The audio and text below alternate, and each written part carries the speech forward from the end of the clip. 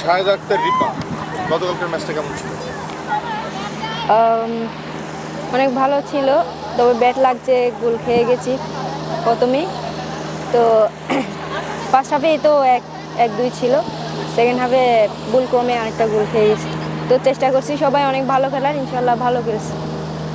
এই জায়গা দিয়ে আপনাদের শিক্ষা কি এবং নেক্সট ম্যাচ নিয়ে আপনাদের প্ল্যানিং? অবশ্য অনেক কিছু শিখছি ওদের থেকে, কারণ আমরা তো বুঝতে পারি নাই, ওদের প্রথমে দেখি নাই। তো আমরা হচ্ছে ওদের সাথে ফার্স্ট ম্যাচ ছিল, তো ওদের ম্যাচ দেখে অনেক কিছু শিখছি। আর আমাদের কোচ নিশ্চয় আজকে নির্দেশনা দিবে যে কীভাবে কি কোনটা ভুল হয়েছে না হয়েছে।